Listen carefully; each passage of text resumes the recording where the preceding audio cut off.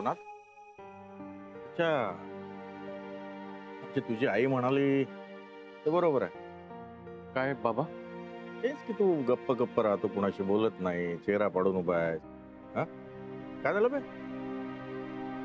पुरुषानं कसं पुरुषासारखं वागावं, लहानशा पोराबाळासारखा चेहरा पडून उभा आहे. काय झालं? नाही, चुका माणसाच्या हातूनच होतात. आपण का देव आहो का?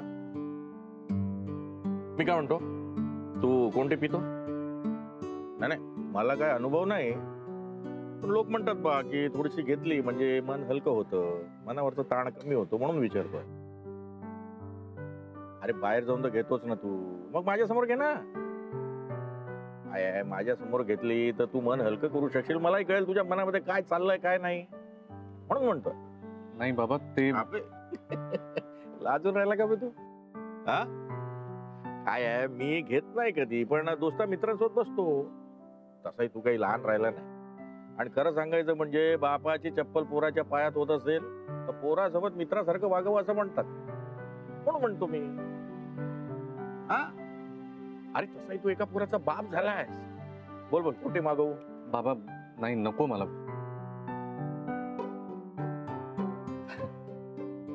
नाही, तसंही दारूचा आणि दुःखाचा काय संबंध आहे? जे लोक मनावरचं ओझं हलकं व्हावं म्हणून दारू पितात, त्यांच्या मनावरचं ओझं हलकं होतच नाही, उलट डोकंच जड होत. क्या बात, अगदी खरं बोलला, 100% खरं.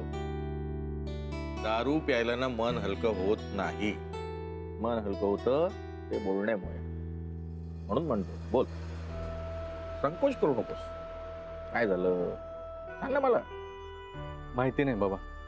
मला माहित आहे ना, तुझ्या मनामध्ये गिल्ट निर्माण झाला, अपराधीपणाची भावना निर्माण झाली आहे.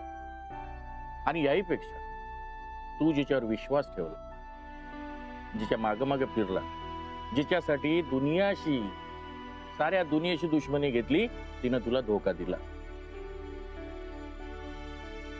आणि त्यामुळे तुझं स्वाभिमान दुखावलं. याच गोष्टीचं दुःख आहे की नाही तुला, हो की नाही? बोल ना बे.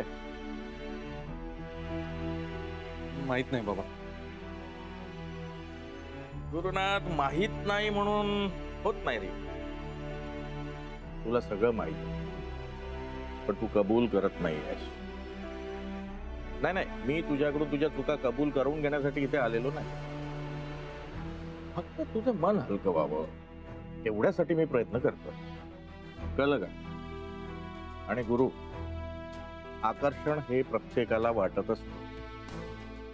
सफरचंदाचे काप नीट परतल्यानंतर त्यामध्ये दालचिनी पूड आणि मध घालून पुन्हा नीट परतून घ्यावं. बटर लावलेल्या ब्रेडवर सफरचंदाचे तुकडे, बदामाचे तुकडे, टुटी फ्रुटी, डार्क चॉकलेट आणि मीठ घालून दुसरा ब्रेडचा तुकडा त्यावर ठेवून वरच्या बाजूला बटर लावून घ्यावं. एका बाउलमध्ये स्ट्रॉबेरी सिरप आणि क्रीम घालून सॉस तयार करून घ्यावा. तयार सँडविच पॅन मध्ये बटरवर ग्रिल करून घ्यावं आणि स्ट्रॉबेरी सॉस बरोबर सर्व्ह करावं.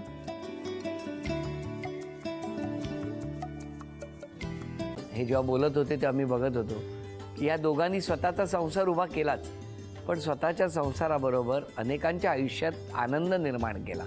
तो आनंद महत्त्वाचा. हसत राहा, आनंदी राहा असं म्हणत शुभेच्छा देऊया.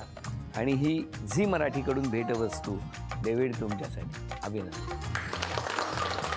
आणि वहिनींना तथास्तू पुणे यांच्याकडून ही पैठणी. अभिनंदन.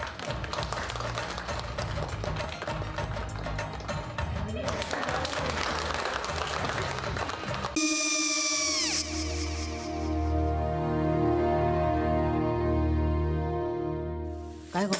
काय झालं? काय झालं? काय आले, मी निकाल लावून आली. हो, पण तिची आईच काय बोलली?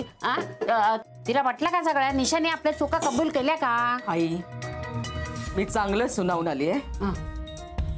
त्या तिची बाजू घेत होत्या, पण मी लक्ष दिलं नाहीये. खूप झालं आता. चांगुलपणा खूप झाला. मऊ दिसलं ना की कोपऱ्याने खणतात ना माणसं, ते असं. अगो, पण आईच म्हणली काय तिची? पटला काय तिका? मला माहिती. आई मी तुम्हाला नंतर फोन करते. हो आणि आई बाबा जे बोलले त्याचं वाईट नका वाटून घेऊ. सॉरी. सॉरी काय त्या नेहा आले. आई मी येते. हो काकू येते.